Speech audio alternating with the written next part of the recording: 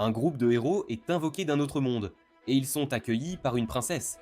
Leurs pouvoirs sont évalués, et ils reçoivent tous des compétences uniques, comme la technique de l'épée sacrée et la capacité d'utiliser toutes sortes de magie. Nous rencontrons ensuite Makata, et quand il est évalué, il possède une étrange compétence d'épicerie en ligne. Makata est choqué d'entendre cela, pensant que sa compétence est inutile et se demande s'il a autre chose, mais on lui dit que c'est sa seule compétence unique. Il est dévasté et se demande pourquoi tous les autres ont obtenu des compétences si surpuissantes. Malgré cela, on lui dit qu'il devra quand même avoir une audience avec le roi. Les héros ont une audience avec le roi et il explique que leur royaume est attaqué par le roi démon. Ils demandent leur aide et les trois héros s'offrent rapidement pour aider. Mukada, d'un autre côté, décide qu'il n'est pas fait pour être un héros, pensant qu'il ne ferait qu'être un fardeau, et dit qu'il veut juste une vie simple. Il finit par partir, et on le renvoie, même avec 20 pièces d'or. En ville, il commence à attirer l'attention des gens avec son étrange tenue, alors il achète rapidement un changement de vêtements. Il se promène pour en apprendre davantage sur ce monde, et finit par obtenir une chambre à l'auberge. Il est soulagé d'avoir décidé de ne pas être un héros, trouvant le roi suspect avec leur apparence luxueuse, et décide qu'il devrait quitter le royaume dès que possible. Mukata vérifie ses statistiques et voit qu'il a une compétence de stockage d'objets et une compétence d'évaluation. Il essaie d'appeler sa compétence d'épicerie en ligne, mais rien ne se passe. Il se demande comment sa compétence fonctionne et finit par taper dessus, ce qui affiche une page pour sa boutique en ligne. Mukata essaie de l'utiliser, commandant de l'eau et de la nourriture. Il essaie de payer, mais cela demande de l'argent, et il découvre qu'il peut déposer ses pièces sur l'écran. Après avoir confirmé sa commande, un colis apparaît instantanément contenant ses articles, et Mokata est heureux que sa compétence soit réellement utile. Il apprend finalement qu'une pièce d'or vaut environ 100 $, et les 20 pièces d'or qu'on lui a données suffiraient à une famille pour vivre pendant 3 mois. Le lendemain, Mukata trouve un moyen de transport pour quitter le royaume. En chemin, il rencontre un marchand, et après avoir discuté avec lui, il découvre que sa compétence de stockage d'objets est en fait super rare, avec seulement une personne sur 1600 ayant accès à cette compétence. En entendant cela, Mukata demande des informations sur la compétence d'évaluation, et l'homme révèle qu'elle est encore plus rare, car seuls les héros invoqués d'un autre monde peuvent la posséder. Mukata devient nerveux en entendant cela, et essaie de ne pas paraître suspect. L'homme lui demande où il va, et Mukata lui dit qu'il essaie d'atteindre le royaume voisin.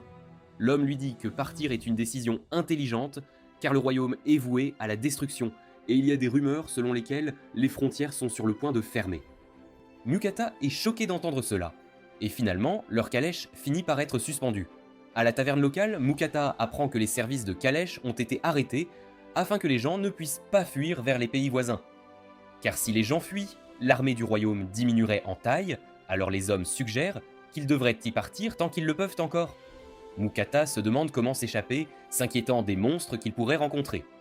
Il finit par se diriger vers la guilde des aventuriers et dépose une demande d'escorte pour quitter le royaume. La commis lui dit que comme il est à pied, cela prendrait plusieurs jours, donc le coût serait de 8 pièces d'or. Mukata est alarmé par le prix, mais voyant qu'il n'a pas d'autres options, il accepte le prix. La commis appelle un aventurier, et nous rencontrons Werner, un aventurier de rang C. Ils négocient la mission, et Makata propose de leur fournir de la nourriture pendant leur voyage, et ils parviennent à un accord. Ils se préparent à partir le lendemain, et Werner présente le reste de son groupe. Il y a Vincent l'épéiste, Rita l'éclaireuse, Ramon le mage et Fanka la guérisseuse. Ils se mettent en route et s'arrêtent bientôt pour une pause. Mukata va préparer de la nourriture, sortant un réchaud de son stockage. Vincent est surpris de voir la compétence de stockage, et Rita est impressionnée par son réchaud magique. On voit dans un flashback, dans un magasin, le commerçant essaie de lui vendre un réchaud magique pour 50 pièces d'or. Mais au lieu de cela, il a pu trouver un réchaud portable bon marché dans sa boutique en ligne. Il finit par préparer de la soupe et des sandwichs, et quand le groupe les goûte, ils sont émerveillés. Ramon trouve la soupe délicieuse, mais ce n'était en fait que de la soupe instantanée. Ils trouvent le pain super moelleux, le qualifiant de meilleur pain qu'ils aient jamais goûté, et sont heureux d'avoir accepté cette mission. Le groupe continue son chemin, mais est attaqué par des monstres. Werner et Vincent parviennent à les éliminer rapidement, mais Mokata est effrayé par la scène. Alors qu'ils se font soigner, Rita signale qu'il y a une tête de sanglier rouge. Ils discutent de la façon de s'en occuper, mais il apparaît soudainement, et Makata est choqué par sa taille. Werner lui dit de se mettre à couvert et il procède à la bataille contre le sanglier. Le sanglier est vaincu et Makata est impressionné par leur force. Ils finissent par dépecer le sanglier pour sa peau et ses cornes, mais il y a trop de viande à transporter, alors Mokata suggère de mettre la viande dans son stockage. Ils décident de s'arrêter pour dîner et le groupe a hâte de manger sa nourriture.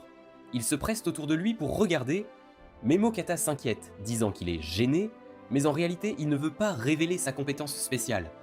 Il se met à cuisiner, combinant du bacon, du chou, des pommes de terre, et même ajoutant des saucisses pour créer un délicieux ragoût.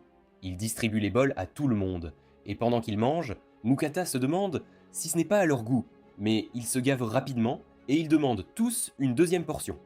Mukata est surpris qu'ils aiment autant, et Ramon révèle qu'il mange normalement de la viande séchée et des pains durs lorsqu'il voyage. Rita sent même son corps en meilleure forme grâce au repas. Mukata trouve cela un peu étrange, et décide d'utiliser sa compétence d'évaluation. Il est choqué de voir que Rita a des statistiques améliorées, et quand il évalue la nourriture, il voit qu'elle confère un bonus.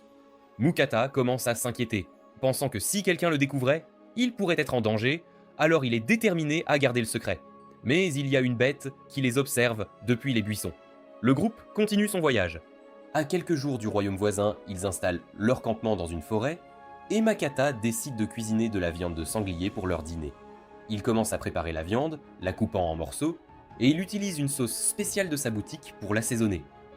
Alors qu'il commence à cuisiner, les autres sont émerveillés par l'odeur, et cela attire même l'attention de la bête.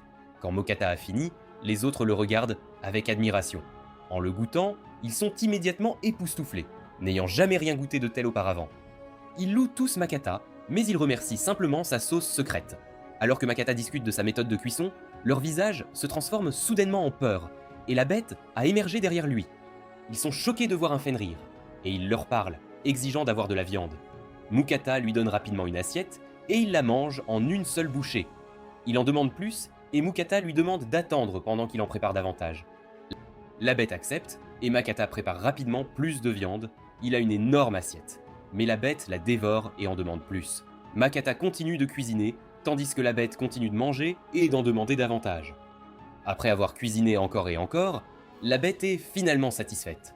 La bête est impressionnée que Makata ait réussi à le satisfaire et décide de former un contrat de familier avec lui. Makata pense que c'est une mauvaise idée et essaie de refuser, mais la bête lui lance un regard intense et il ne peut tout simplement pas refuser. Ses amis l'encouragent et il accepte à contre-cœur. La tête de la bête commence à briller et les deux forment le contrat. Avec cela, la bête dit à Makata qu'il est maintenant responsable de prendre soin d'elle, s'attendant à 3 repas par jour, et Makata est choqué de ce dans quoi il s'est embarqué. Dans le cadre du contrat, la bête lui dit de lui donner un nom. Mukata essaie de réfléchir, proposant des noms de chiens courants, mais la bête n'est pas impressionnée. Voyant que c'est un Fenrir, Mukata suggère Fel, et la bête accepte. Alors que le groupe continue, les gens les évitent, et Werner craint qu'ils ne puissent pas passer la frontière. Rita explique qu'il existe une légende où un Fenrir a détruit tout un pays, et Franka dit que c'est définitivement arrivé. Mukata commence à s'inquiéter, mais Fel lui dit qu'il détruira quiconque les embêtera, mais cela ne fait que les rendre plus nerveux. Ils font une pause pour le déjeuner, et alors que Makata va préparer la nourriture, il réalise qu'il n'a plus de viande. Quand Fel exige de la viande, Makata dit qu'il mange trop et lui dit d'attraper sa propre nourriture. Fel est d'accord et se dirige dans la forêt, laissant le reste du groupe stupéfait qu'il puisse déjà commander la bête. Fel revient bientôt, rapportant un oiseau de roche, et Werner est surpris, disant que c'est un monstre de rang B, qu'ils auraient normalement du mal à vaincre. Son bec et ses griffes sont précieux, et Fel les laisse ajouter les matériaux, tant qu'il obtient la viande. Mukata commence à préparer leur déjeuner, le traitant comme du poulet, il utilise de la sauce teriyaki pour l'assaisonner. Il sert le groupe et Fel s'interroge sur sa part. Mukata lui dit que comme il mange tellement, il devra attendre la fin. Et il attend patiemment son tour. Mukata prépare une énorme portion pour Fel et il la mange joyeusement, entièrement. Après cela, le groupe arrive à la frontière du royaume de Venen, les gardes sont en alerte et Werner dit qu'il se prépare pour Fel. Il leur dit d'attendre pendant qu'il descend expliquer la situation. Mukata se demande si tout va bien se passer et il se retrouve bientôt complètement encerclé. Le commandant s'inquiète de laisser entrer une bête capable de détruire un pays, mais Mukata dit à Fel de ne pas causer de problème, et Fel dit qu'il ne détruira que ceux qui leur feront du mal. Les soldats sont étonnés qu'ils puissent parler, et le commandant finit par accepter de les laisser entrer. En entrant, le groupe montre leur carte de guilde, mais Makata n'en a pas. Il est donc obligé de payer pour entrer. Ils entrent enfin, et Werner avertit Makata que les gens le poursuivront quand ils apprendront qu'il a un familier légendaire. Makata désespère, pensant qu'il avait échappé à la politique, mais dit qu'il ne restera pas trop longtemps, prévoyant de continuer à voyager et à gagner de l'argent en utilisant sa compétence de boutique unique. Werner suggère qu'il serait utile de rejoindre une guilde, et Mokata envisage la guilde des marchands. Cependant, Vincent souligne que la guilde des aventuriers pourrait aider à dépecer et à acheter les matériaux des bêtes que Fel chasse. Mokata a du mal à décider, mais Franco dit que bien que ce ne soit pas courant, il est possible de s'inscrire aux 2 guildes. Le groupe se dirige vers la ville et Mokata est frappé par un autre frais. Un serviteur le salue instantanément, l'invitant à rencontrer le comte en tant que dresseur de bêtes légendaires. Mokata ne veut pas y aller et essaie de le refuser, mais l'homme insiste pour qu'il vienne avec lui. Cependant, lorsque Fel s'approche, il menace l'homme, qui s'enfuit terrifié. Werner s'inquiète de se faire un ennemi, mais Fel dit qu'il peut gérer tout ce qu'il leur lance. Vincent suggère qu'il faudrait un dragon pour affronter Fel. Mukata est choqué d'apprendre qu'il y a des dragons, et Fel est d'accord qu'un dragon serait la seule chose qui pourrait l'égaler, disant qu'il en a combattu un il y a 400 ans. Werner fait signer Mukata pour leur travail, et Mukata est surpris de pouvoir comprendre la langue, pensant que ce doit être une compétence avec laquelle les héros sont invoqués. Le groupe le remercie pour toute la délicieuse nourriture, et le groupe se sépare. Makata se dirige vers la guilde des marchands, et les gens autour essaient de l'éviter. En entrant, tout le monde tourne son attention vers lui, nerveux à la vue de Fel. Mukata demande à rejoindre la guilde, et la commis explique qu'il existe 5 niveaux de marchands, ce qui détermine le niveau des frais et des taxes. Elle lui offre le rang de fer et lui remet sa carte de guilde. Plus tard, Mukata découvre que les bêtes ne sont pas autorisées à rester à l'auberge, mais Fel est plus intéressé par ce qu'il y a pour le dîner. Mukata commence à préparer la viande, mais a soudainement envie de riz, alors il prend un autre réchaud de sa boutique. Pendant qu'il cuisine, Fel regarde avec impatience. Il termine avec une sauce, et Fel la dévore, la trouvant délicieuse. Mukata lui donne un autre steak, mais Fel remarque un changement de saveur. Mukata révèle qu'il a différentes sauces, et Fel est étonné que la même viande puisse avoir un goût complètement différent. Mais au final, Fel aime vraiment la saveur d'ail. Mukata cuisine pour lui-même, préparant un délicieux bol de bœuf, et il est époustouflé. Alors que Mukata va se reposer pour la nuit, il prépare rapidement les marchandises qu'il compte vendre. Le lendemain, Mukata retourne à la guilde des marchands, voulant vendre certaines de ses marchandises.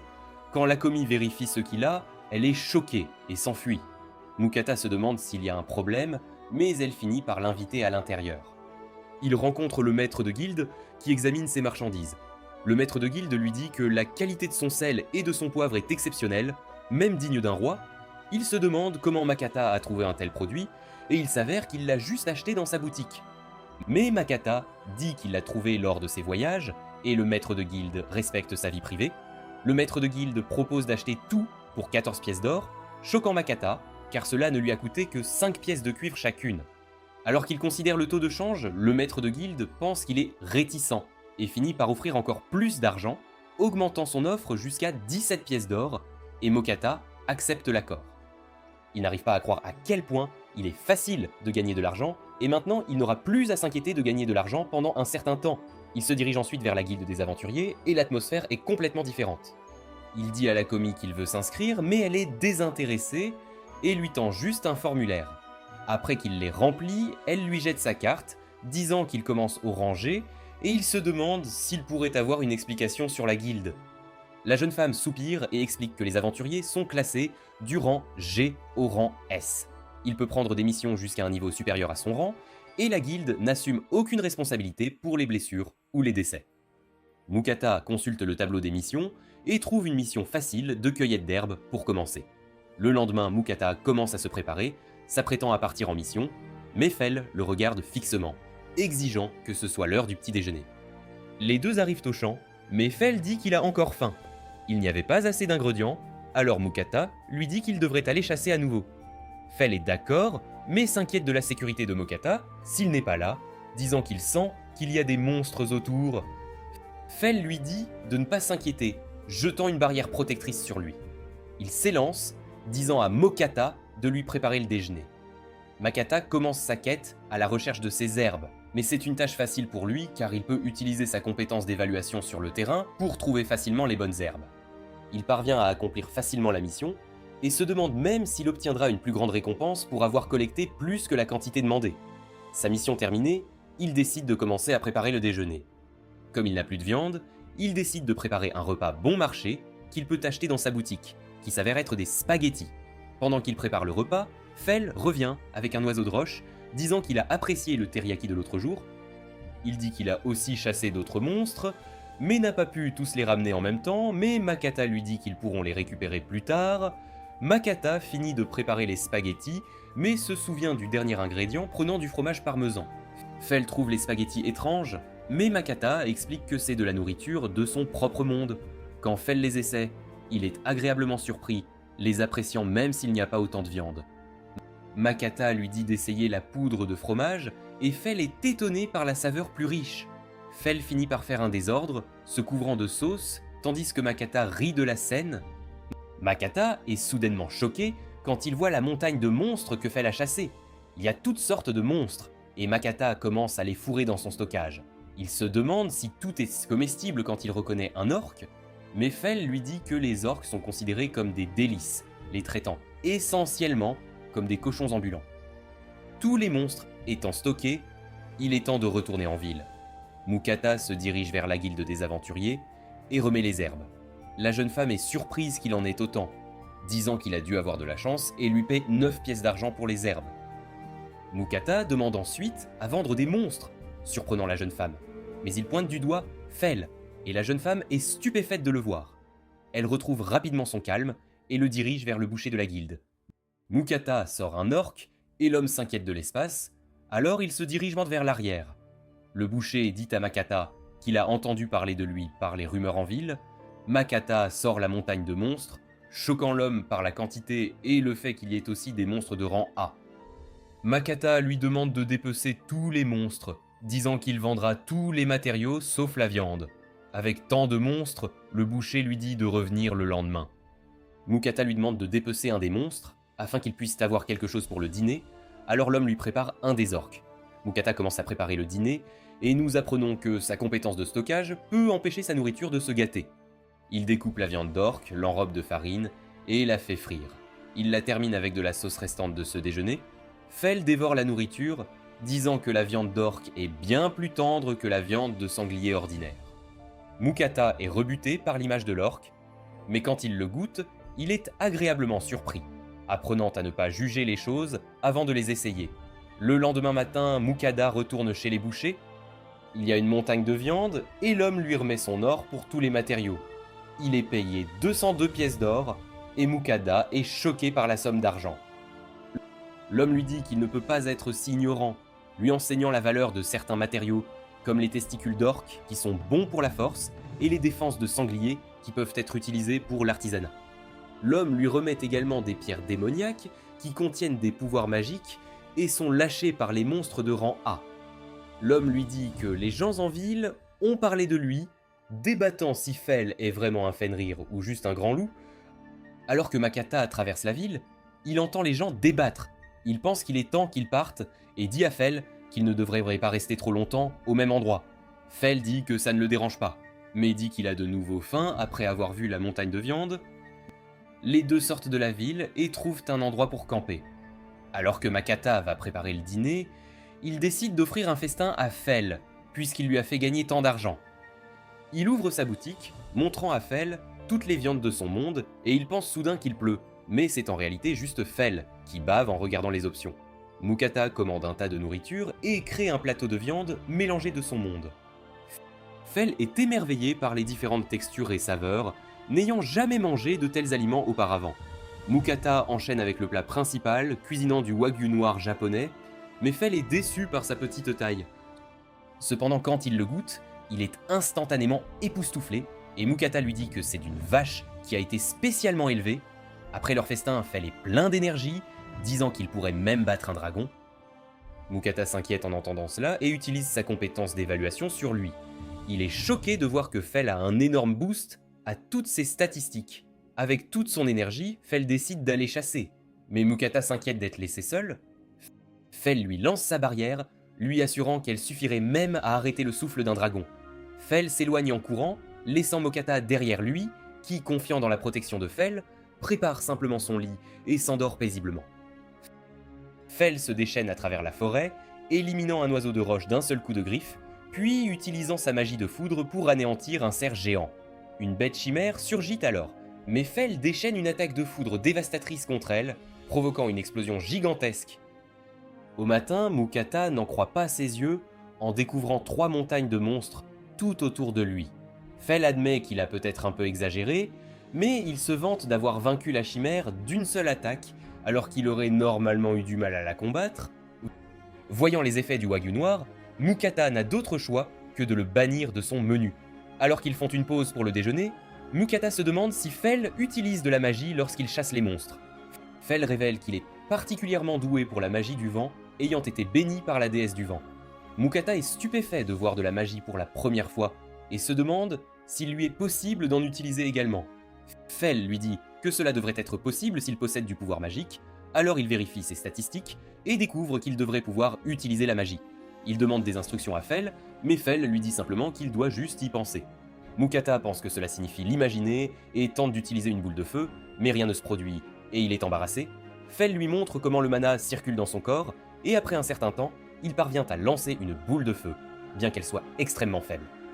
Fel commente sa méthode d'entraînement, suggérant qu'il devrait acquérir de l'expérience en combattant des monstres. Mukata s'inquiète de se blesser, mais Fel s'agace et l'emporte avec lui. Ils finissent par trouver des gobelins, mais il y a tout un village. Mukata s'inquiète qu'il y en ait trop, mais voyant qu'il est un lâche, Fel hurle et attire l'attention de tous les gobelins.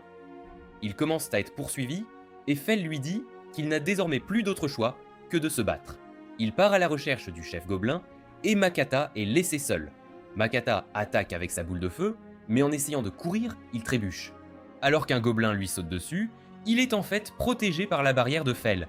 Il continue de lancer ses boules de feu, et finit par en lancer une qui est assez puissante. Il s'effondre après avoir utilisé tout son mana, mais Fel réapparaît pour achever le travail. À son réveil, il est traumatisé par l'expérience, mais Fel lui dit qu'il devrait le remercier de l'avoir aidé à utiliser la magie, et même de sentir qu'il a gagné un niveau. Lorsque Mokata vérifie, il découvre qu'il a même acquis la compétence de magie de feu. En guise de félicitations, Fel a ramené le roi gobelin. Bien qu'il ne soit pas comestible, il l'a rapporté car il contient une pierre magique. Voyant que les pierres magiques peuvent être échangées contre beaucoup d'argent, Fel pense qu'il devrait être récompensé par un autre festin, désirant particulièrement le steak de Wagyu à nouveau, mais Mokata refuse sa demande. Mokata est étourdi par le manque de mana, alors il décide d'acheter de la nourriture au lieu de cuisiner. C'est un assortiment de pain sucré, mais Fel veut de la viande à la place. Mukata insiste sur le fait qu'il est trop épuisé, alors Fel se contente du pain. Bien que ce ne soit pas de la viande, il trouve ça bon et en demande même davantage. Mukata lui dit que s'il mange trop de sucreries, il pourrait avoir des caries ou du diabète, mais Fel lui répond que c'est impossible puisqu'il est béni par la déesse du vent. Il est immunisé contre toute maladie et autres affections. Fel se vante d'être béni, et Makata trouve cela injuste puisqu'il est déjà si fort. Makata supplie d'être béni lui aussi, et nous voyons que la déesse semble observer. Il y a une agitation dans la ville voisine lorsque Makata s'approche avec Fel. Il montre rapidement sa carte de guilde, affirmant que Fel est son grand loup familier. Lorsque Fel tente de les corriger, Mokata accepte de l'appeler un grand loup afin qu'ils attirent moins l'attention. Fel lui parle soudainement par télépathie, agacé d'être appelé un grand loup. Le garde l'avertit qu'il sera tenu responsable des problèmes que Fel pourrait causer. Une fois entrés dans la ville, Mokata suggère qu'ils doivent trouver une carte, afin de savoir où ils vont. Mokata visite une taverne. Il y a un groupe d'aventuriers bruyants, et Mukata s'approche d'un groupe pour poser des questions. Il commande une tournée de boissons pour la table, et il lui parle joyeusement. Il lui parle des différents royaumes, et quand il mentionne qu'il n'a pas de carte, les hommes révèlent qu'ils en possèdent une, transmise par un vieil aventurier. Ils la lui montrent, et disent que, l'ayant déjà mémorisée, ils lui proposent de la lui vendre pour 1 pièce d'or. Mukata accepte de l'acheter, et ils se séparent.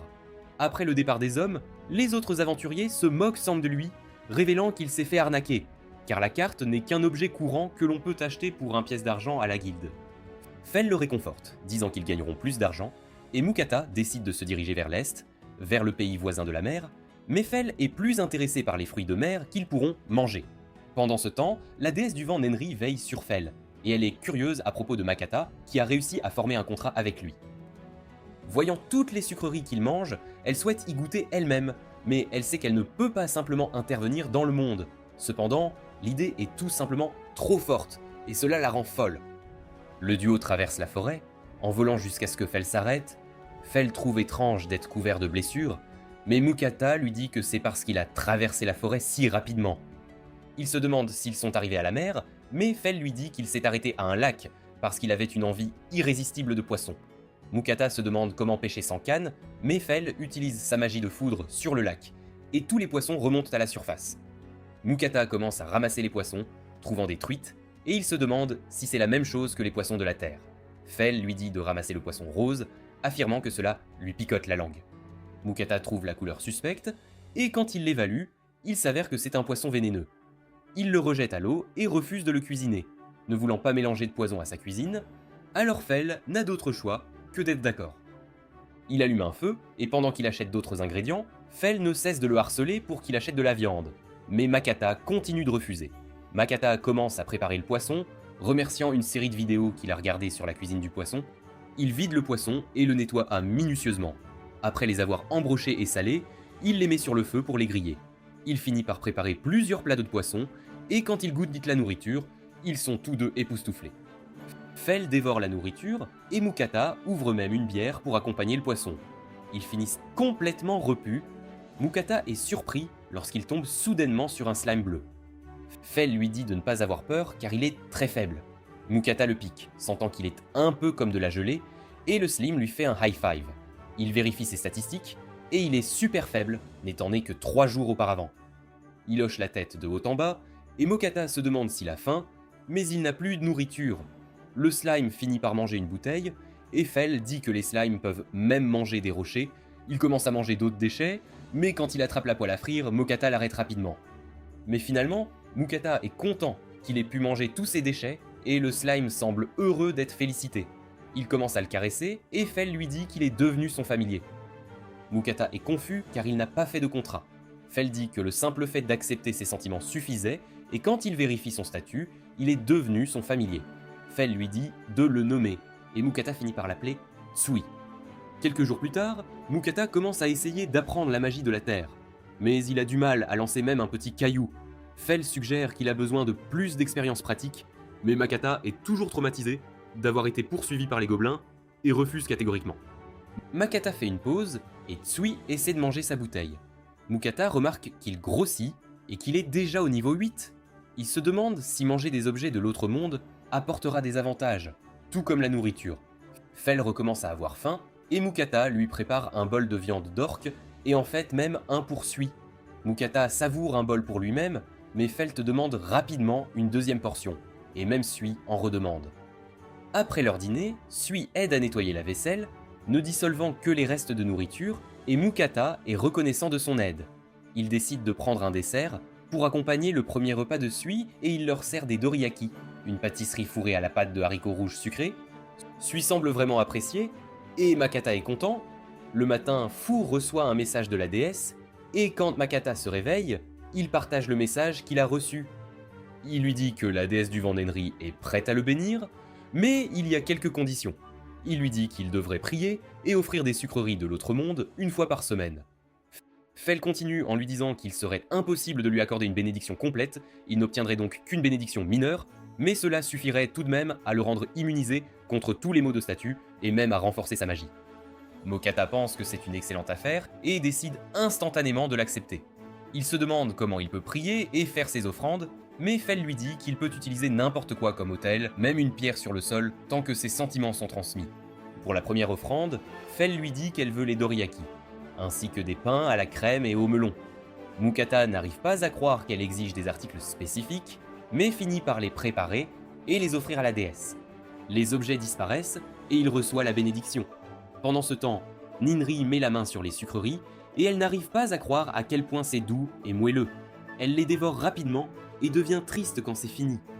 Elle essaie du café que Makata a envoyé et trouve que son amertume se marie parfaitement avec les sucreries. Elle tend la main vers les autres douceurs, mais pense qu'elle devrait les savourer, mais finalement, elle ne peut pas se contrôler et les dévore toutes les deux. De retour à l'entraînement de Makata, il est capable de lancer une pierre plus grosse avec beaucoup plus de vitesse et de force grâce à sa bénédiction. Tsui a également atteint le niveau 13 et Makata se demande s'il pourra évoluer un jour. Il continue de s'entraîner, mais se fatigue quand il manque de mana. Il prend du chocolat pour l'aider à récupérer et il en donne même à Tsui. Il attend Fel qui semblait être parti enquêter sur quelque chose, mais quand il revient, il remarque qu'il mangeait sans lui. Mukata lui montre le chocolat qu'il a mangé pour récupérer, et Fel prétend soudainement être fatigué d'avoir couru. Mukata n'y croit pas, mais Fel lui dit qu'il est fatigué de le porter tous les jours, alors Mukata doit en commander davantage pour lui. Pendant qu'il le mange, Mokata reçoit un message de Ninri. Elle l'appelle un message divin, mais elle veut juste du chocolat aussi. Mokata mentionne que cela ne fait pas une semaine depuis sa dernière offrande, mais Ninri insiste. Mukata lui envoie le chocolat à contre-cœur, et Fel décide soudainement qu'il est temps de partir. Mukata demande s'ils sont pressés, et Fel a un air suspect sur le visage, et ils finissent à l'entrée d'un donjon. Mukata est confus quant à la raison de leur présence, mais Fel lui dit qu'ils sont là pour acquérir de l'expérience. Tout comme lorsqu'il a appris la magie de feu, il a dû combattre des gobelins. Mukata essaie de s'éclipser, mais Fel le retient. En regardant le donjon, Mukata est terrifié, voulant partir. Fel lui dit qu'il a déjà exploré le donjon et qu'il n'y a que des monstres faibles à l'intérieur, mais Mukata ne le croit pas. Fel insiste sur cette méthode car l'entraînement de Mokata n'a pas produit beaucoup de résultats. Il lui dit de ne pas s'inquiéter car il le protégera avec sa barrière, mais lui dit qu'un jour il pourrait ne pas être là, il devra donc être capable de se défendre. Mukata finit par accepter, mais décide qu'il doit se préparer avant d'entrer. Il prépare un festin de toutes sortes de plats de sa boutique. Fel est curieux de savoir ce qu'il fait, et Mukata révèle que la nourriture de l'autre monde donne des bonus temporaires, rappelant à Fel comment il s'était senti plus fort après avoir mangé le steak de Wagyu. Comme il ne sait pas quels aliments augmentent quelles statistiques, il se prépare à manger un peu de tout, puis à donner les restes à lui et à Tsui. Il commence à manger, prenant un peu de chaque plat, et Fel peut sentir que ses statistiques augmentent. Il donne de la nourriture à Tsui, et celui-ci mange toute l'assiette. Fel se demande si les déchets que Tsui mange donnent aussi un bonus, mais Mukata révèle que les déchets aident en fait Tsui à monter de niveau. Mukata termine avec un dessert, et il finit complètement repu. Quand il vérifie ses statistiques, il peut voir que toutes ses statistiques ont augmenté d'environ 20%, et celles de Tsui et Fel ont également augmenté d'à peu près la même quantité. Fel suggère qu'ils sont prêts à partir, mais Mokata est encore un peu inquiet. Ils commencent à entrer, mais Mokata s'assure de rappeler à Fel de lancer sa barrière. Il marche lentement et Felt commence à le pousser. Felt finit par le bousculer, et il tombe sur un slime. Il se sent mal d'attaquer un slime, mais Tsui crache de l'acide et l'élimine. Felt loue son attaque et pense que Tsui pourrait même être unique. D'autres slimes approchent, et Mukata utilise son sort de balle de pierre, et Tsui élimine l'autre. Fel l'avertit que des lapins à cornes arrivent ensuite, et il le charge bientôt, et il panique et balance son épée sauvagement. Alors qu'il s'enfonce, Mukata se demande pourquoi ils sont attaqués, car normalement les monstres ont trop peur même d'approcher Fel. Mais Fel lui dit que les donjons sont différents, et que les monstres à l'intérieur attaqueront quoi qu'il arrive. Il rencontre des kobolds au niveau suivant. Mukata utilise sa balle de pierre et parvient à éliminer les deux kobolds. Mukata est fier de lui, mais Fel dit qu'il a encore beaucoup à apprendre, et Mukata est motivé pour devenir encore plus fort. Il se dirige vers le dernier étage du donjon, et Fel mentionne qu'il devrait y avoir environ 10 kobolds, mais Mokata est choqué de voir qu'il y en a bien plus. Il veut abandonner, mais Fel le ramène de force. Fel lui dit qu'avec Tsui, il peut les éliminer. Mukata ne le croit pas, mais Tsui est surexcité. Fel finit par le pousser, et tous les kobolds se tournent vers lui. Mukata est terrifié, et les kobolds le chargent, mais il est protégé par la barrière de Fel. Tsui attaque avec son acide, et Mukata commence à attaquer avec sa magie de terre. Il en élimine quelques-uns, mais d'autres le chargent, et il commence à lancer des pierres des deux mains. Avec Tsui, ils parviennent à éliminer la plupart des kobolds. Les kobolds restants s'enfuient, mais ils sont balayés, alors que le roi kobold apparaît. Mukata est terrifié, esquivant à peine son attaque. Il court et tire ses balles de pierre, mais elles semblent juste rebondir sur le roi. Il tire rapidement des deux mains, Mais cela a peu d'effet sur la bête. Fel mentionne que sa barrière pourrait ne pas suffire à bloquer les attaques, alors il encourage Mokata à ne pas se faire toucher. Alors que le roi Cobalt prépare son attaque, Mukata lance une impressionnante explosion de pierre qui atterrit sur la tête de la bête. Bien que blessée, la bête se relève. Alors que Mukata essaie d'attaquer, il manque de mana. La bête le frappe, mais sa barrière s'active. Fel révèle qu'il a menti, disant que sa barrière ne se briserait jamais face à une attaque aussi faible. Alors que la bête se débat avec la barrière, Sui vient à la rescousse, attaquant avec son acide et éliminant le roi Cobalt. La bête est réduite en une flaque de matière visqueuse, et Sui commence à briller, mais Makata finit par s'évanouir. Fel le porte hors du donjon, et Sui s'inquiète pour lui. Fel remarque que Sui peut soudainement parler, Sui a hâte de parler avec Makata, et se demande quand il se réveillera.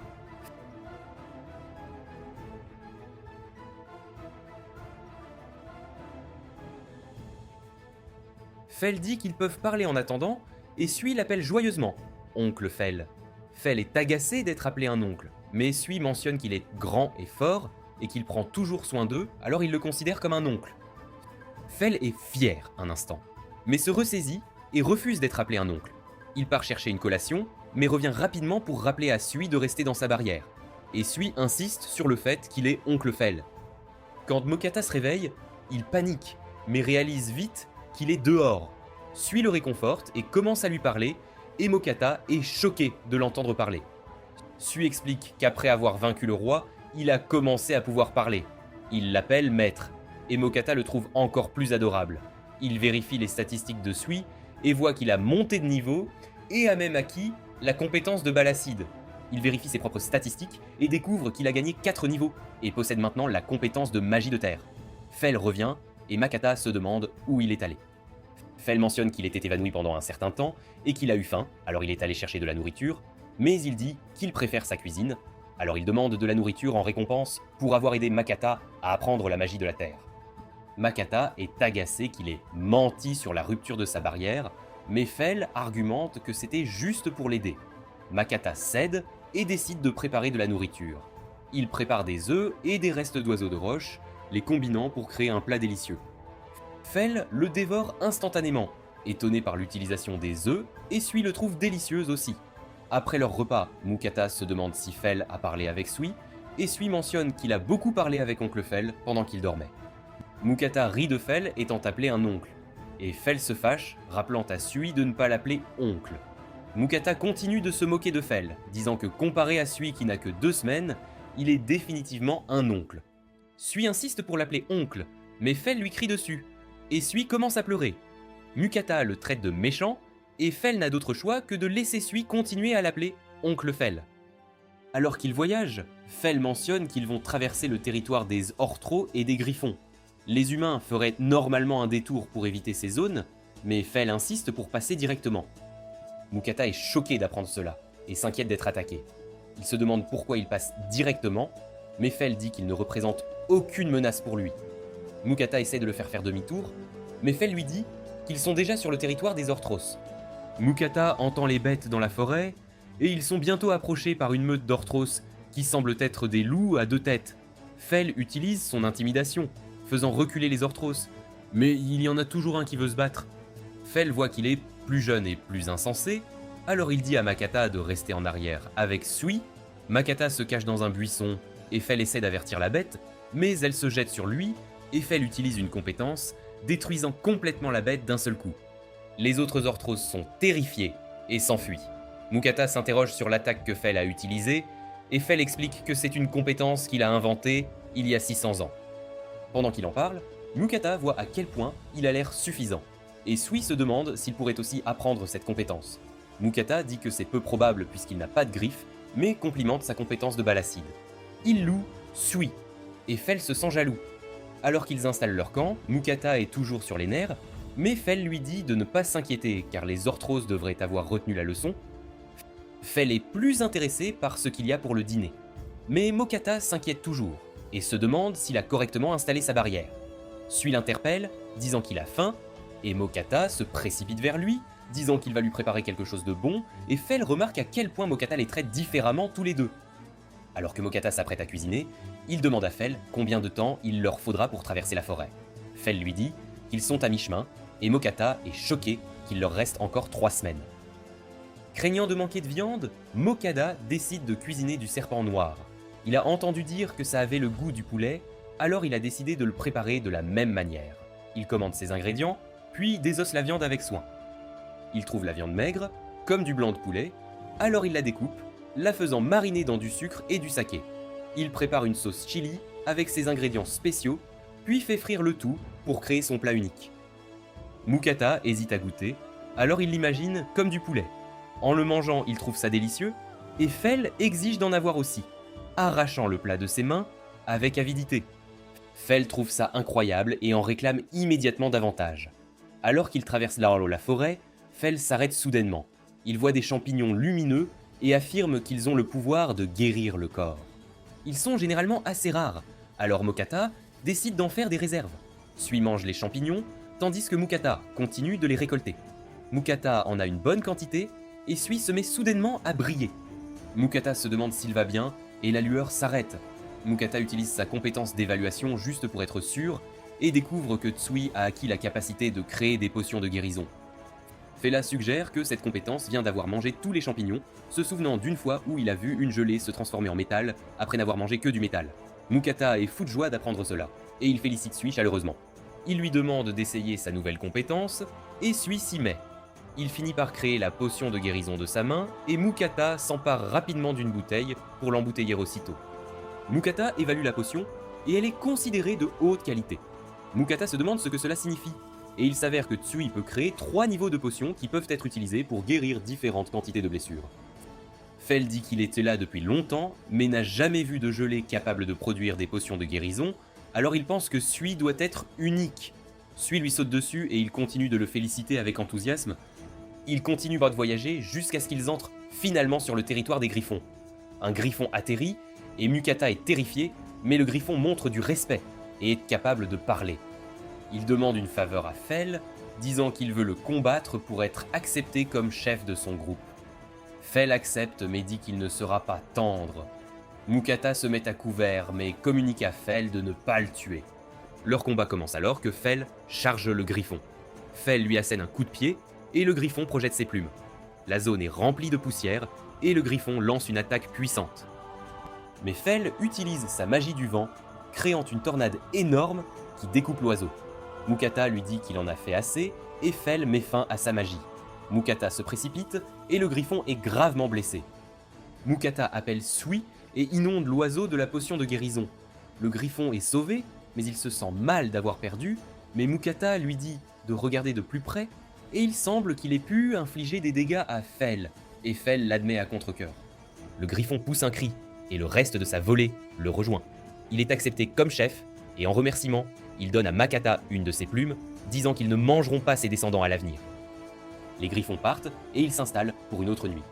Fel réclame beaucoup de viande après avoir dépensé son énergie dans le combat, mais Mokata mentionne qu'il en reçoit amplement chaque jour. Mokata décide de cuisiner le reste de leur viande et il fait frire de la viande d'orque.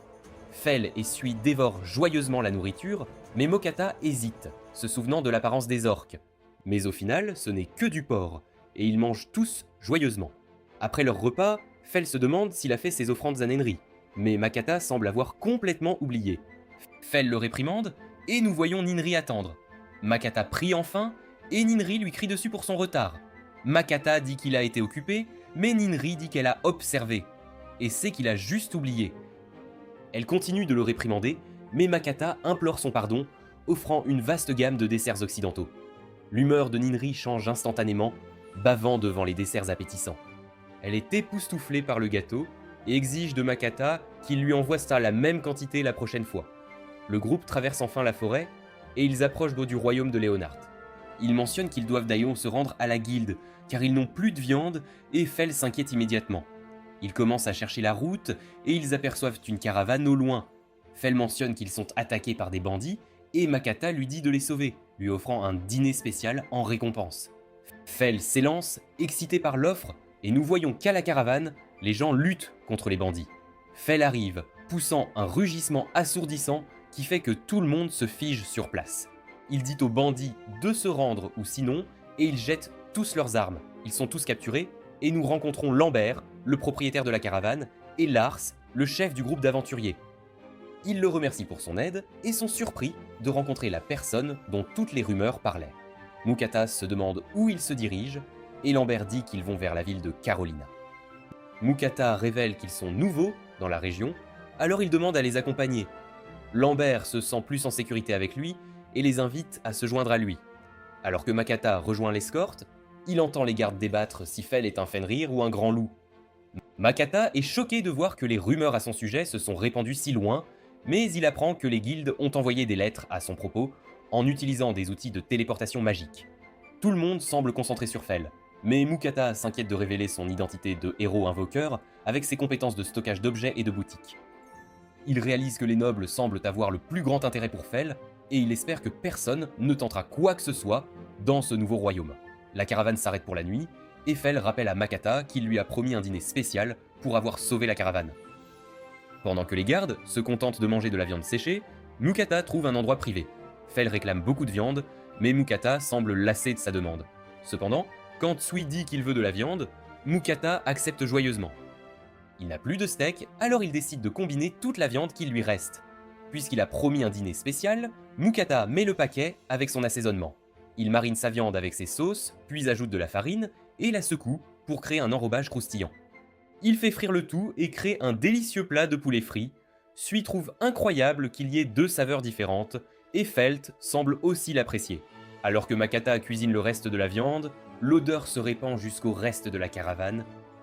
Ils sont tous attirés par l'odeur et ils s'approchent pour voir. Ils se demandent ce qu'ils mangent et Makata leur propose d'en goûter. Les hommes trouvent instantanément cela délicieux, disant que c'est la meilleure nourriture qu'ils aient jamais mangée. Mukata continue de cuisiner et de servir la nourriture, et à la fin, Mukata est épuisé. Les gardes le remercient tous pour la nourriture, mais au final, il n'a pas pu manger lui-même. Les gardes lui disent de se reposer pendant qu'il monte la garde la nuit, mais les bandits les maudissent. Cependant, Mukata les avertit de ne rien tenter de stupide, ou sinon Fell les déchirera, et les bandits sont terrifiés. Après une nuit paisible, ils arrivent à Carolina. Lambert explique que c'est la 5e plus grande ville du royaume et que sa famille est marchande de cuir dans la ville depuis des générations. Les bandits sont remis aux chevaliers de la ville et Lars se dirige vers la guilde pour soumettre son rapport. Mukata décide également de se rendre à la guilde et promet de visiter la boutique de Lambert. À la guilde, Mukata découvre que sa carte a été désenregistrée. Il n'a pas accompli le nombre minimum de quêtes le mois dernier, alors ils ont fini par désactiver sa carte d'aventurier. Mukata pense à tout ce qu'il a traversé le mois dernier, mais le commis lui dit que les gens essaient généralement de prendre autant de missions pour atteindre rapidement le rang F, car le délai est étendu à 3 mois. Mukata décide de se réinscrire et mentionne qu'il a acquis un second familier. Il montre Sui, mais la jeune femme n'est pas impressionnée. Il est moqué par certains aventuriers, mais il essaie de ne pas se laisser déranger. Mukata se dirige vers le boucher de la guilde, mais il tombe sur Lars et son groupe. Mukata dit qu'il essaie juste de vendre certaines des bêtes que Fell a attrapées, et Lars demande à jeter un œil, voulant voir ce que Fell a capturé. Mukata pense que c'est bon, mais quand il montre sa salle, le groupe est choqué, n'ayant même jamais vu certains de ces monstres. Le boucher est excité de travailler avec des matériaux d'une telle qualité, affirmant être le meilleur pour disséquer les monstres. Il dépouille le serpent rouge, mentionnant que la viande est quelque chose que les roturiers ne goûteraient jamais. Mukata et Fell imaginent son goût, et Lars se demande soudain quel genre de viande ils ont mangé la nuit précédente. Mukata dit que c'était un peu de tout, mentionnant de l'oiseau de roche, du cerf géant et de la viande d'orque. Le groupe s'excuse immédiatement auprès de lui, ne réalisant pas qu'ils avaient eu un repas d'une telle qualité, mais Makata dit que c'est bon puisqu'il en a tellement. Lars dit qu'il est bien connu en ville, et lui dit d'appeler s'il a besoin de quoi que ce soit. La nuit, Mukata se repose dans une auberge confortable. Il pense qu'il devrait essayer d'atteindre le rang F, car il doit maintenir l'accès au boucher. Il n'est pas sûr de devenir aventurier, et il entend soudain la voix de Nandri, lui disant qu'il a des choses plus importantes à faire.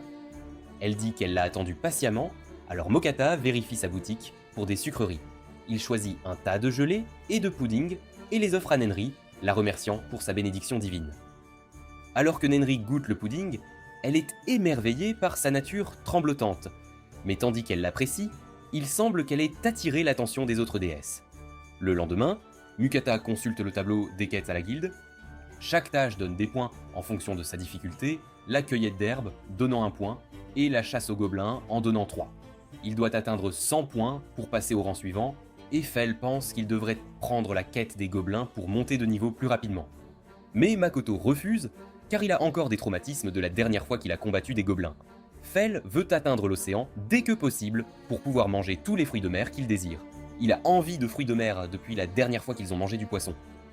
Fell demande à Sui ce qu'il en pense, suggérant qu'il pourrait combattre des gobelins, et Sui s'enthousiasme. Mukata essaye de le convaincre de choisir l'option plus sûre de la cueillette d'herbe, mais Sui dit qu'il peut déjà fabriquer ses propres médicaments et préférerait simplement se battre. Mukata cède et accepte la mission de chasse aux gobelins. Ils se dirigent dans la forêt, et leur mission est de chasser 3 gobelins.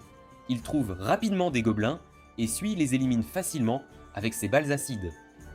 Comme preuve qu'ils ont tué les gobelins, Mukata doit leur couper l'oreille droite. Mukata a du mal à le faire, et Fell trouve ça étrange puisqu'il devrait être habitué à cuisiner des monstres, mais Mukata soutient que ce n'est pas la même chose. La tirade de Mukata finit par attirer toute une nuée de gobelins, Sui les élimine facilement, les pulvérisant avec son jet d'acide. Il trouve le camp des gobelins, mais Mokata dit qu'ils en ont déjà fait assez pour terminer la quête. Sui supplie de continuer, et Makata baisse sa garde, et Fell l'entraîne. Au final, ils éliminent tous les gobelins, et Tsui dit qu'il s'est beaucoup amusé. Fell dit à Makata de ramasser les oreilles, mais Makata veut refuser. Fell l'entraîne, et après avoir ramassé toutes les oreilles, Mokata subit un traumatisme émotionnel profond.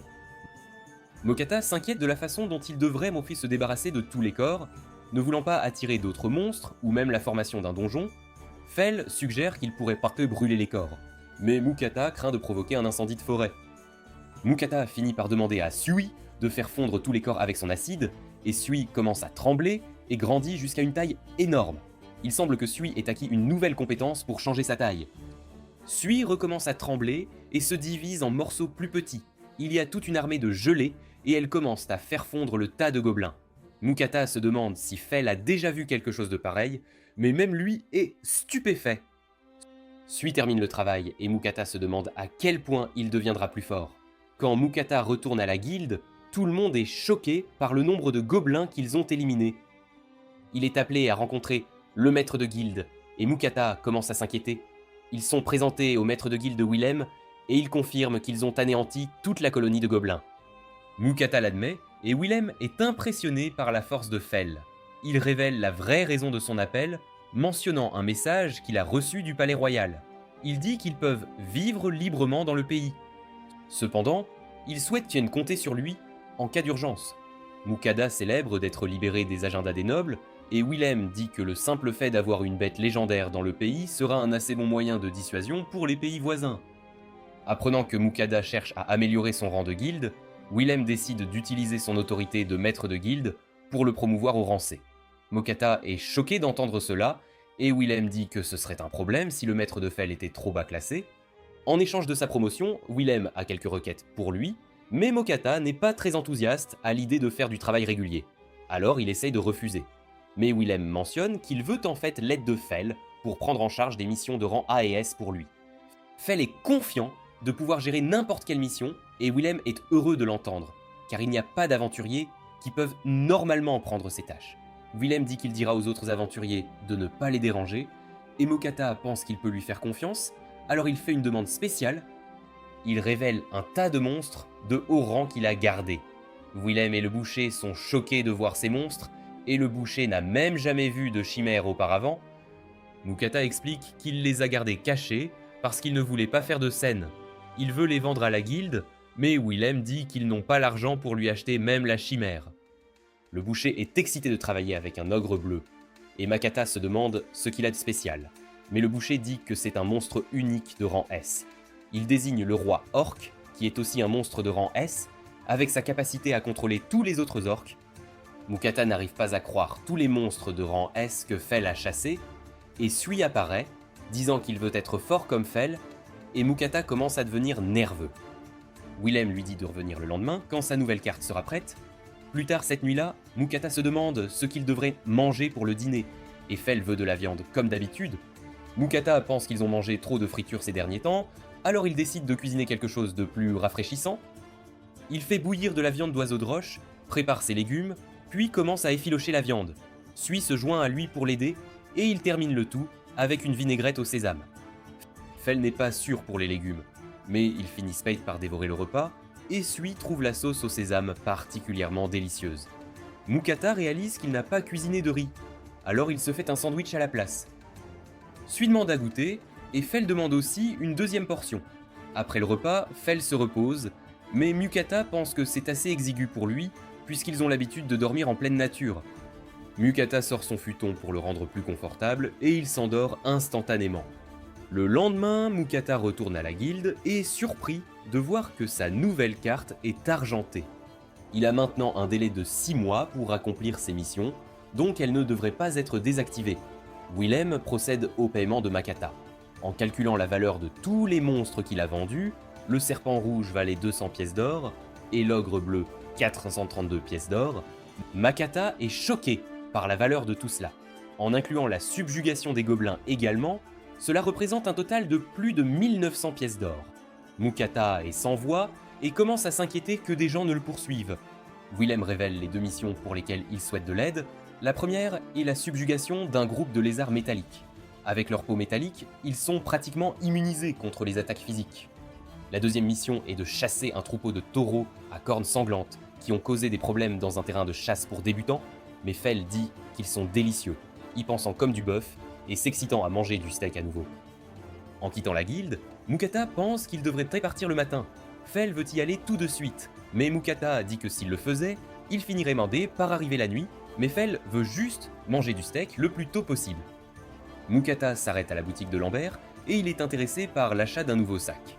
Lambert lui montre un certain nombre de sacs différents, chacun fait avec des matériaux variés, mais c'est pour transporter Sui, alors il laisse Sui choisir lui-même. Sui choisit celui fait en cuir de sanglier rouge et Makata continue de choisir une ceinture ainsi que de nouvelles chaussures. Il envisage d'acheter des chaussures de sa boutique, mais décide qu'il vaut mieux ne pas trop se faire remarquer. Cela fait un total de 11 pièces d'or, mais Lambert insiste pour tout lui donner gratuitement, puisque Mokata lui a sauvé la vie et lui a servi un repas d'une telle qualité, alors Mokata le remercie chaleureusement. Lambert demande des nouvelles du serpent noir qu'ils ont mangé et se demande si Makata a toujours la peau, mais Makata dit qu'il l'a déjà vendue à la guilde. Lambert est déçu et mentionne qu'il y a une pénurie de peau de serpent. Il rêve de mettre la main sur de la peau de serpent rouge, et Mukata se sent mal d'avoir tout vendu à la guilde. Lambert lui dit que s'il obtient d'autres peaux de serpent, de les lui vendre directement, et Mukata accepte.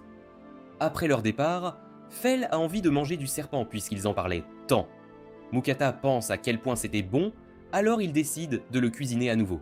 Il commence à mariner la viande et est prêt à donner à Fel tout ce qu'il peut manger. Il commence à le faire frire, et quand il le goûte, Sui et Fel se plaignent qu'il mange sans œufs. Fel veut commencer à manger, mais Mukata fait frire la viande une deuxième fois. Alors que les deux commencent à manger, il trouve ça encore meilleur que la dernière fois car c'est 2 fois plus croustillant d'avoir été frit 2 fois. Après leur repas, ils sont complètement rassasiés. Mukata continue de cuisiner, et Fel dit qu'il ne peut plus manger. Mukata dit que c'est pour lui-même, et il prévoit d'en mettre en réserve pour pouvoir en avoir quand il veut. Mukata savoure une bière pendant que Fel et Sui vont se coucher. Il réfléchit à son aventure, et se sent chanceux d'avoir trouvé de tels compagnons. Mukata et Fel se dirigent vers les montagnes, où les lézards auraient été signalés. Mukata se demande où ils pourraient être, mais Fel peut détecter leur présence, trouvant une grotte dans la montagne. Mukata veut attendre dehors, mais Fel charge à l'intérieur. Quand ils entrent, ils ne trouvent qu'un seul lézard, et Mukata trouve ça étrange car il brille. Il voit que c'est un lézard de mithril, et Fel dit qu'il a dû évoluer après avoir mangé un tas de mithril. Il dit que la magie ne sera pas efficace car le mithril a la propriété de désamorcer la magie. Mukata pense qu'il pourrait avoir des problèmes, mais Fel utilise sa foudre pour vaincre instantanément le lézard, disant qu'il peut utiliser une magie qui ne peut pas être désamorcée. Mukata rend hommage et commence à le ranger. Il trouve un morceau de minerai de mithril et commence à imaginer s'il avait une arme en mithril. Il commence à collecter du mithril et Tsui l'aide. Il pense que ce serait bon pour fabriquer une armure, puisqu'il peut diffuser la magie ou même utiliser la peau du lézard de mithril. Fel écrase soudainement le mithril, disant qu'il n'a pas besoin d'armure car sa barrière est bien supérieure. Il veut plus d'action, alors il suggère qu'il devrait recontinuer avec la deuxième requête du maître de guilde. Mukata n'est pas prêt, Mais Fel est impatient de manger des steaks, alors il entraîne Mukata. Ils arrivent au champ où se trouvent les taureaux à cornes sanglantes. Mukata est inquiet, car ils sont aussi grands que des rhinocéros et ont un mauvais caractère. Il décide d'attendre sur le côté, et Fel s'approche des taureaux. Sui devient jaloux que Fel combatte les taureaux, alors il le suit rapidement. Mukata se faufile pour observer de plus près, et en un instant, il y a une explosion de terre, et tous les taureaux sont vaincus. Sui raconte avec enthousiasme le combat à Mukata, et Fel le félicite pour sa performance. Mukata est surpris par le nombre de bols et commence à les entasser dans son inventaire. Sui décide de donner un coup de main, se divisant en plusieurs slimes pour l'aider à déplacer les bols. Mukata commence à rêver à tous les plats soplés de bœuf qu'il va préparer. De retour en ville, Willem et le boucher sont stupéfaits de voir un lézard de mithril. Mukata devient nerveux et se demande s'il y a un problème. Le boucher explique qu'un lézard de mithril intact est si rare que la dernière observation enregistrée remonte à 400 ans. Willem explique que le lézard est un signe qu'il y a une nouvelle mine de mithril, précisant que le mithril est si rare qu'il n'existe que 3 mines de mithril dans le monde entier. Mukata est choqué d'apprendre que c'est une affaire si importante. Willem dit qu'ils devront garder le lézard comme offrande au roi, mais mentionne qu'il sera récompensé pour avoir chassé le lézard et découvert la mine, suggérant que cela vaudrait environ 5000 pièces d'or. Le boucher est jaloux, mais Mukata semble terrifié d'entendre cela. Willem passe à la question des taureaux, mais Mukata montre qu'il a déjà accompli cette tâche également, les choquant une fois de plus. Alors que Mukata s'en va, il s'inquiète que sa vie paisible soit perturbée. Fel dit qu'il est inutile de s'inquiéter et qu'il est plus intéressé par le fait de manger des steaks. Mukata commence à préparer leur dîner, coupant des steaks et les faisant frire jusqu'à ce qu'ils soient saignants. Il les met de côté pour qu'ils reposent dans du papier d'aluminium, tandis que Fel attend patiemment avec Sui. Le steak est parfaitement cuit, et quand il le goûte, il le trouve exceptionnel, le jus débordant à chaque bouchée. Fel le compare au wagyu, qu'il a déjà mangé, et en demande immédiatement davantage. Mukata lui donne une autre portion, et ajoute sa sauce à steak préférée, la rendant encore plus délicieuse. Après leur repas, ils sont complètement repus, et Fel pense qu'il lui serait difficile de revenir à la viande crue. Fel lui rappelle ses offrandes à Nanri, et il semble qu'il est encore une fois oublié. Il va rapidement préparer son offrande, et entend sa voix énumérer toutes les choses qu'elle veut qu'il lui envoie. Alors qu'il envoie son offrande, il entend soudain les voix des autres déesses. Elles trouvent injuste que Nanri reçoive toutes les sucreries pour elle seule, mais Ninri dit que c'est parce qu'elle lui a donné sa bénédiction. Les autres déesses proposent de Pothos de le bénir aussi, afin qu'il leur envoie des offrandes, mais Ninri tente de s'y opposer. Mukata a dit qu'il a déjà la bénédiction de Ninri, mais elle souligne qu'elle ne lui a donné qu'une bénédiction mineure et qu'il n'a aucune affinité avec la magie du vent. Elle suggère qu'avec une bénédiction plus compatible, il obtiendra bien plus d'avantages. Puisqu'il a une affinité pour le feu et la terre, une bénédiction de la déesse de la terre Kisha ou de la déesse du feu Agni serait bien plus appropriée. Ninri l'interrompt, disant que le dieu de la création est en colère contre elle pour avoir donné trop de bénédictions, mais les deux pensent de ça que ce sera bien si elle ne lui donne aussi que des bénédictions mineures. Mukata se demande si quelqu'un a déjà eu plusieurs bénédictions, mais il semble que cela ne soit jamais arrivé auparavant. La déesse de l'eau Ruka se sent exclue parce que Mukata n'a aucune affinité avec l'eau, donc sa bénédiction lui serait inutile, et elle pleure parce qu'elle sera la seule à ne pas recevoir d'offrande de sa part. Les autres déesses commencent à paniquer, disant à Mukata de faire quelque chose. Mukata ne sait pas quoi faire, et Sui essaye de le réconforter. Voyant Sui, Mukata demande à Ruka de donner sa bénédiction à Sui à la place. Les déesses sont toutes d'accord, et Ruka donne sa bénédiction à Sui. Kisha souligne que Ruka a donné une bénédiction complète à Sui, mais Ruka dit que ce n'est pas grave, car elle ne donne sa bénédiction que tous les 100 ans, contrairement aux autres qui la donnent constamment, ce qui met le dieu de la création en colère contre elle. Maintenant qu'il est béni, elles exigent ses offrandes. Alors Mukata leur envoie une très grande boîte de dessert, et elles sont folles de joie. Mukata vérifie son statut, et voit ses nouvelles bénédictions. Sui se demande à quoi sert une bénédiction, et Mukata explique que cela le protège et augmente sa puissance, mais Sui ne comprend pas vraiment, alors Mukata décide de la tester le lendemain. Lorsque Mukata essaie sa magie, il constate que sa puissance a considérablement augmenté. Même après avoir utilisé sa magie, il ne se fatigue plus comme avant, il est donc ravi des bénédictions. Il dit à Sui d'essayer un peu de magie de l'eau pour tester sa bénédiction, alors Sui commence à utiliser de la magie de l'eau, créant un orbe d'eau tourbillonnant. Mukata est stupéfait et se demande jusqu'où il peut le lancer. Alors Sui le tire sur un arbre, qui est complètement abattu. Sui utilise également l'eau comme une lame, coupant facilement les arbres. Mukata le trouve incroyable, mais le prévient de ne pas attaquer qui que ce soit en ville. Fel veut soudainement combattre Sui, mais Mukata dit que c'est trop tôt, et Fel est déçu, pensant qu'il avait enfin trouvé un adversaire digne de ce nom. Mukata continue de pratiquer sa magie, essayant son nouveau sort de mur de pierre. Fel part à la chasse, et à la fin de la journée, Mukata est ravi de leur montrer comment il a créé une maison en utilisant sa magie de la terre. Ils ne sont pas particulièrement impressionnés, et Fel est revenu avec un serpent noir, car il sait que Mukata a un accord avec Lambert. Mukata se méfie de ses intentions, mais Fel veut juste être récompensé par un dîner spécial. Quand il se réveille, Fel admet que sa cabane était plutôt confortable, et il se demande ce qu'ils vont faire ce jour-là, suggérant qu'ils pourraient aller chasser. Mais Mukata n'est pas très enthousiaste. Il dit qu'il devrait retourner en ville et livrer le serpent noir que Fel a attrapé pour Lambert. Ils retournent à la guilde, et Mukata rend visite au boucher. Toute la viande de taureau est préparée, et le boucher lui donne son paiement pour la portion qu'il a vendue. Mukata sort le serpent noir, et le boucher est surpris qu'il en ait trouvé un autre si facilement. Mukata lui demande de le préparer pour lui, et Sui apparaît, demandant si c'est l'heure du déjeuner. Mukata se prépare à cuisiner, et Fel demande pourquoi il est si enthousiaste. Mukata révèle son nouvel article qu'il a acheté, un hachoir qui lui permettra de faire de la viande hachée. Il commence à hacher la viande de taureau, et Sui trouve cela incroyable, voulant l'essayer lui-même, et il aide à hacher la viande. Ils finissent par hacher aussi de la viande d'orque, et ils mélangent les viandes, ajoutant des œufs, des oignons, et les façonnant en galettes. Elles sont aussi parfaites pour être rangées dans son inventaire. Il fait frire les galettes, ajoutant sa sauce spéciale, et Fel a hâte de les manger. Après avoir savouré leur repas, Mukata lave sa chemise, mais le savon n'est pas très bon. Il a une idée, et pense qu'il pourrait vendre le savon de sa boutique. Il achète un tas de shampoings et d'après-shampoings, les transférant dans des bouteilles pour que ce soit moins suspect. Sui joue dans une baignoire d'eau et Mukata pense qu'il n'a pas pris de bain depuis longtemps. Il va rendre visite à Lambert, qui est surpris de voir la peau du serpent noir.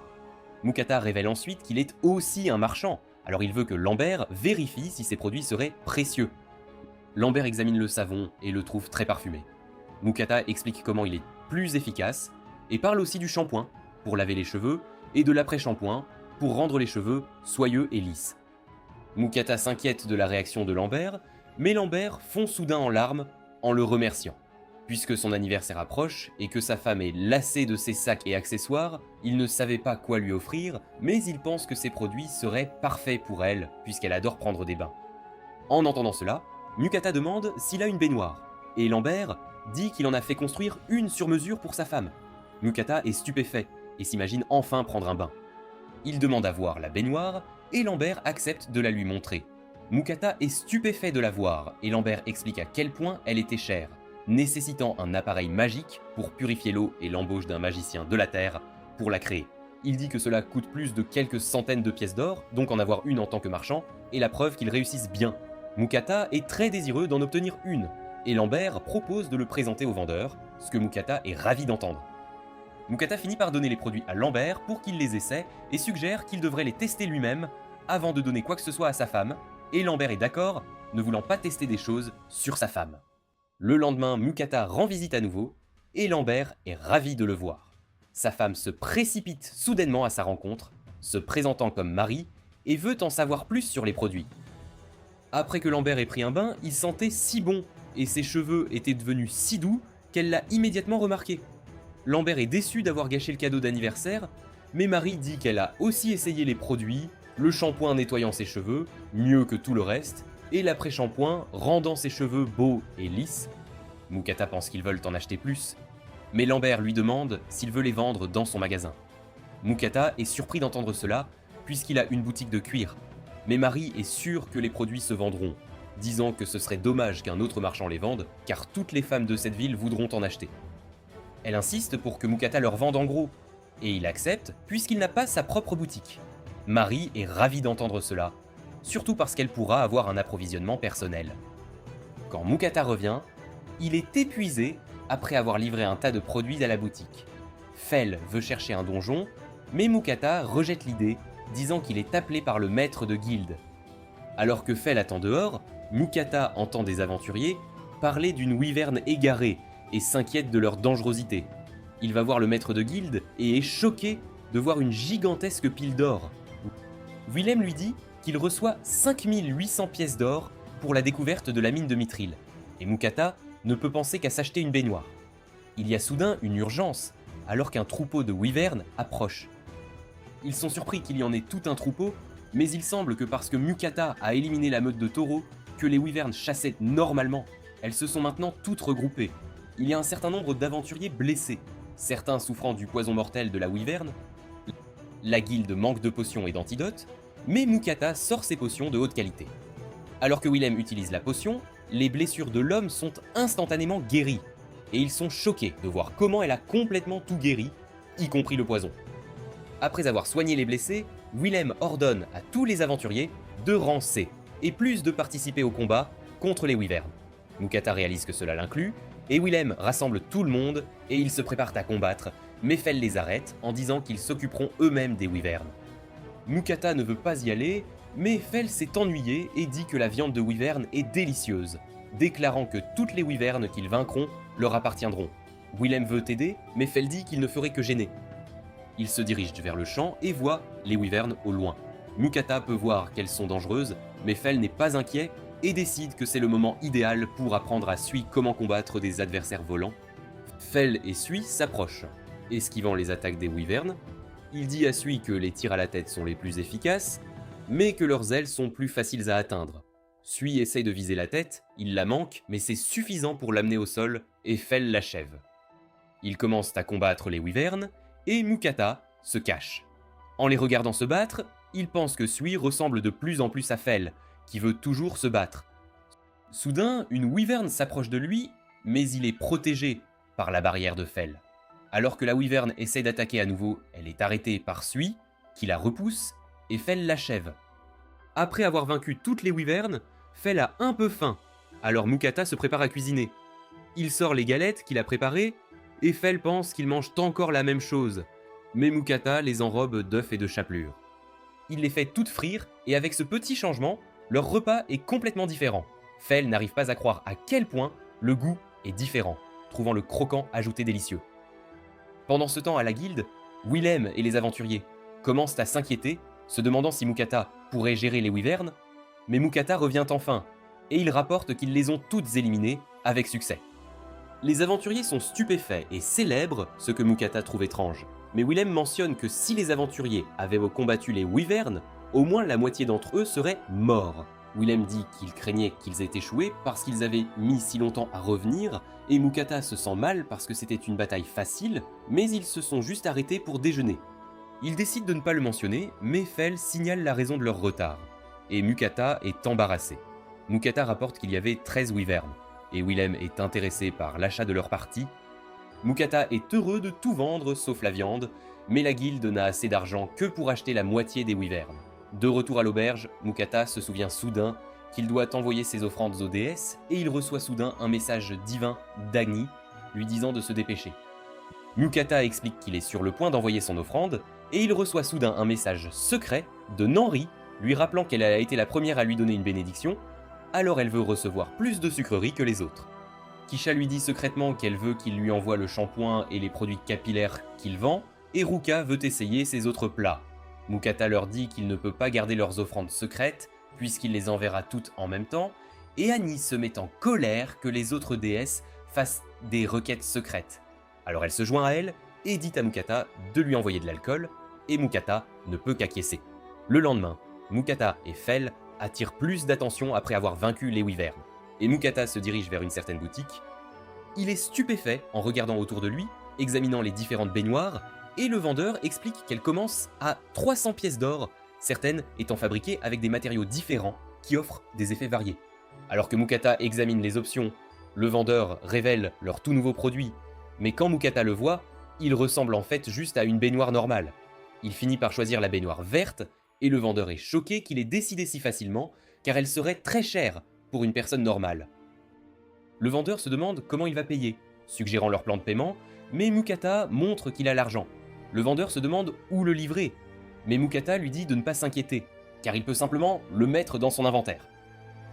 Mukata part fou de joie et dit à Fel qu'il devrait quitter la ville car tout le monde les regarde depuis qu'ils ont réglé le problème des wyverns. Ils trouvent un bel endroit et Fel décide de partir chasser.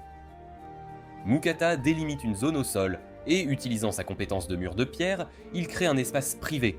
Il sort la baignoire et demande à Sui de la remplir d'eau, et quand elle est pleine, Mukata utilise sa boule de feu pour chauffer l'eau. Avant de prendre son bain, Mukata se frotte furieusement et peut enfin se détendre avec Sui. Après leur bain, Mukata décide de cuisiner de la viande de wyvern, et il est excité car Fel a mentionné à quel point elle est délicieuse. Il tranche finement la viande, créant une sauce riche, et prépare un bol de bœuf de wyvern spécial. Cependant, il remarque que Fel n'est toujours pas revenu, alors il décide de faire un ragoût puisqu'il a du temps supplémentaire. Il achète les ingrédients et coupe tout. Il saisit la viande jusqu'à ce qu'elle soit dorée, ajoute ensuite les légumes, puis de l'eau et un peu de vin rouge. Il ajoute de la sauce pour plus de saveur, puis laisse mijoter. Sui mentionne que Fel est de retour, et alors que Mukata attend qu'il apparaisse, un dinosaure émerge, ce qui est un choc pour Mukata. Mukata l'interroge sur le lézard géant, et Fel mentionne que son combat avec les wyverns a été une déception, alors il est parti chasser et a fini par combattre un dragon de terre. Mukata n'arrive pas à croire ce qu'il entend, et n'arrive pas à croire qu'il y ait un dragon devant lui. Il ne sait pas quoi en faire, mais Fel dit que ce sera délicieux. Mais Mukata lui rappelle les monstres rares exceptionnels qu'il a chassés, mais qui sont impossibles à vendre. Il pense qu'un dragon tombera certainement dans cette catégorie, mais Fel insiste sur le fait que ce sera délicieux. Mukata dit que ça va être un problème, mais Fel suggère qu'il demande à la guilde de l'aider à le revendre, et Mukata pense que cela pourrait être possible. Fel remarque le ragoût que Mukata a préparé, et s'enthousiasme immédiatement. Mais Mukata l'arrête, lui disant qu'il est sale après son combat, et Fel est un peu offensé. Il dit à Fel qu'il doit prendre un bain avant le dîner, et Fel est choqué. Mukata trouve des outils de toilettage pour chien dans sa boutique, mais Fel lui rappelle qu'il n'est pas un chien. Mukata l'aide à démêler sa fourrure avec une brosse, puis le mouille en l'éclaboussant d'eau. Mukata se demande pourquoi il a tressailli, mais Fel le nie immédiatement. Mukata continue de l'éclabousser pour le mouiller, mais Fel trouve cela chatouilleux, et se demande si Sui ne pourrait pas simplement utiliser sa magie de l'eau, mais Mukata mentionne que l'eau de Sui ne serait pas chaude. Cependant, Mukata a une idée, et transforme Sui en une douche connectée à l'eau chaude. Fel est complètement trempé, et Mukata commence à le shampouiner. Fel commence à apprécier, mais Mukata mentionne de lui laver le visage. Bien que cela l'effraie, Fel accepte, ne voulant pas paraître faible en tant que Fenrir légendaire. Une fois que tout est au fini, Mukata se prépare à le sécher, mais Fel secoue toute l'eau à la place. Utilisant sa magie de feu et le vent de Fel, il crée une brise chaude pour l'aider à sécher. Mukata commente à quel point il a l'air bien, et Fel exige que ce soit l'heure du dîner.